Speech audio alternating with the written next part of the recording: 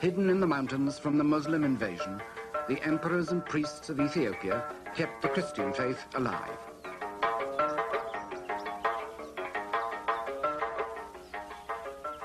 Here in the 12th century, the Emperor Lalibela carved out of the rock the churches of what he hoped would be a New Jerusalem.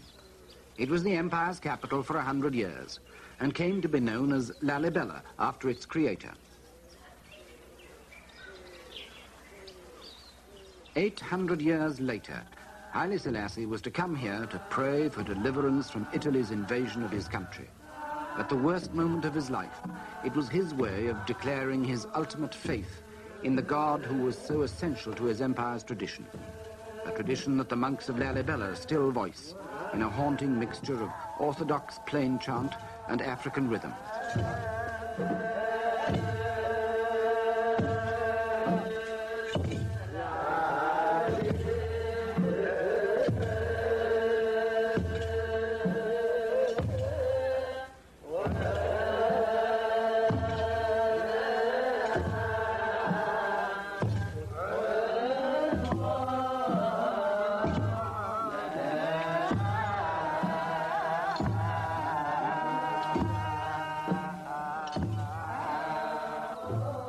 In the long struggle with Islam, church and state became inseparable, and the Christian powers of Europe sent emissaries to the emperors to help them against the Muslims.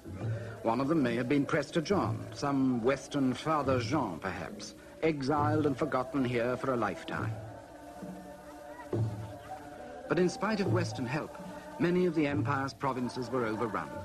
The emperors themselves became nomads, wandering the highlands from camp to camp, until here at Gondar in the 17th century, they came to rest again in renewed splendor.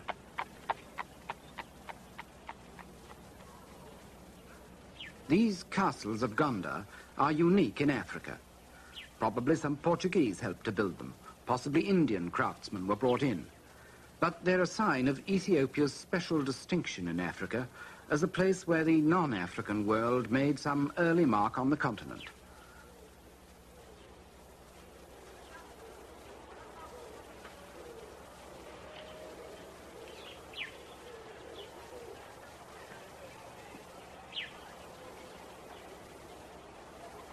Gondar was only a brief revival of a declining empire.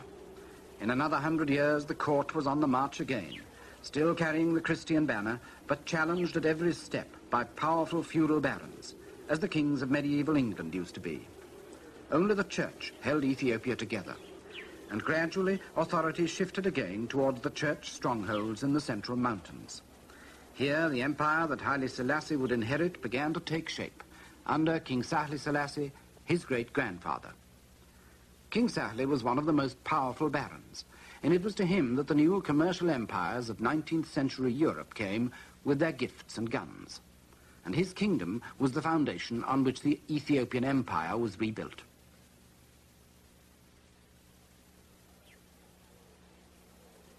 Its revival was heralded by a Christian crusade, led by a man who was half monk, half warrior, and who defeated all other contenders for the throne, the Emperor Theodore.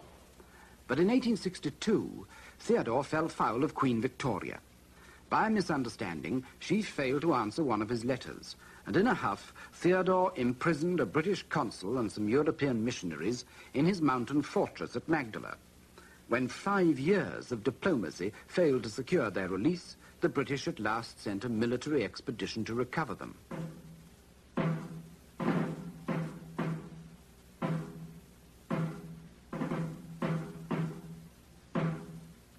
It was a ponderous exercise, but effective. With elephants, gun carriages, and Indian sepoys under the command of General Napier, they clambered steadily into the mountains that had been Ethiopia's best defense for so long. The Ethiopians were no match for them. They had few rifles and no artillery to save their old empire from the new world. As Napier's army approached their last stronghold, Theodore shot himself. The new concept of empire had triumphed over the old.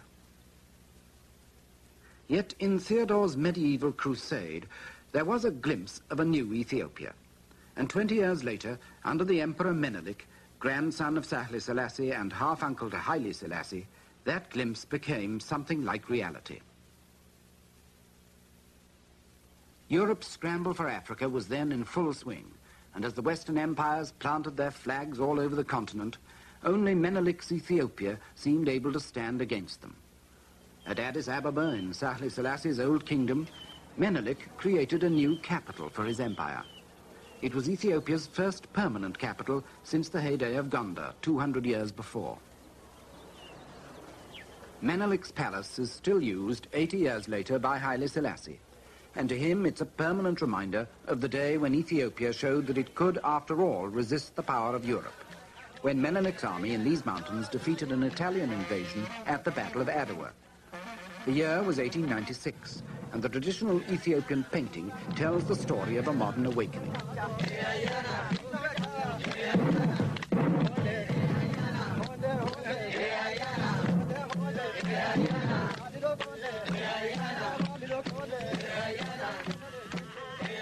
It was the first time a European army had been defeated by Africans since Hannibal beat the Romans 2,000 years ago. Menelik's celebrations were huge and noisy.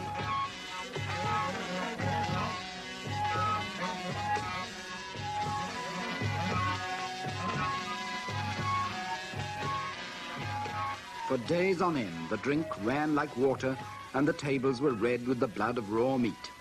In the rejoicing, the Ethiopians hardly noticed that they had still to pay a price for their independence. From now on, they would be enmeshed in the quarrels of the European powers.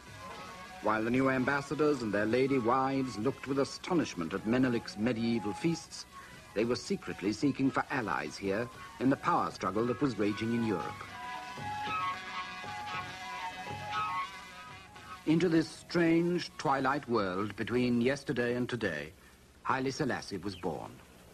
Now, after 80 years, he looks back on a lifetime that has spanned the gap between the 2,000 years of African tradition he inherited and our own jet-propelled international revolution that threatens to overwhelm him.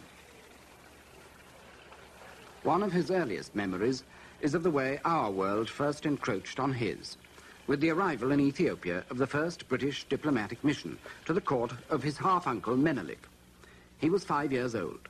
The year was 1897, just a year after the great victory of Adowa, and the British mission on its way to Addis Ababa stayed with the young Haile Selassie's father in the town of Harar. Harar then was a newly conquered province of Menelik's empire, taken from Muslim hands. Haile Selassie's father, Ras Makonnen, was Menelik's governor for Harar and a favorite to succeed to the throne.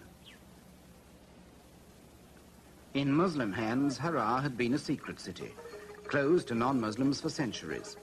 40 years earlier, the British explorer Richard Burton had only been able to get here disguised as an Arab. He didn't think much of what he saw.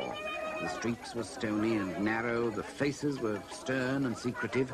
He thought they justified the local proverb, hard as the heart of Harar.